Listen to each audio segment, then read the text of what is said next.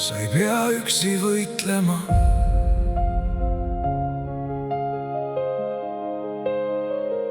Sa tunned ära siis, kui midagi muutub, isegi enne, kui sõnad jõuavad.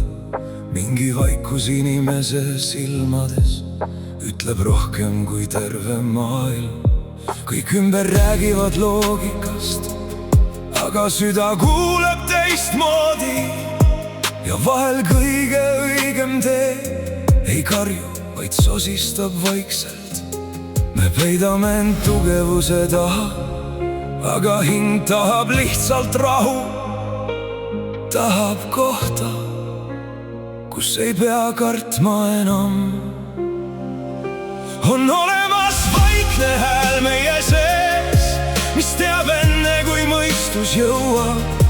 Kui maailm kisub sind valesse suunda, siis sisetunne hoiab veel. Ja võib-olla armastus polegi tuli, mis põletab korraga kõik, vaid inimene, kes vaatab su hinge ja ütleb, sa ei pea üksi võitlema. Sa ei pea üksi võitlema.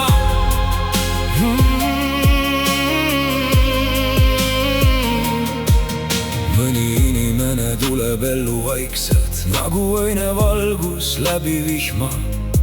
Ei murra ust ega küsi luba, lihtsalt jääb su sisse elama.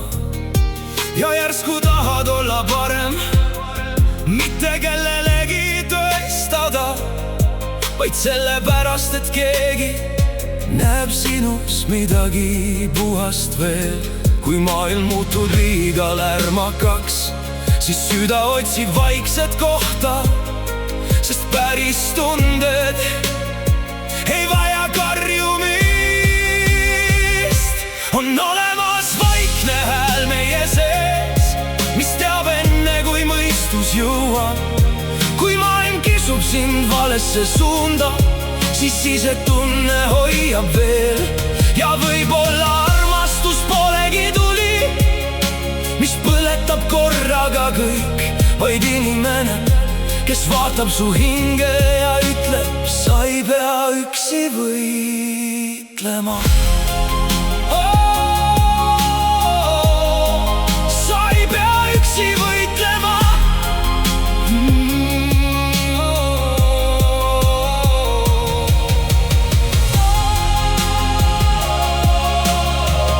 Aga süda mäletab alati, mis tunne oli olla päriselt hoitud.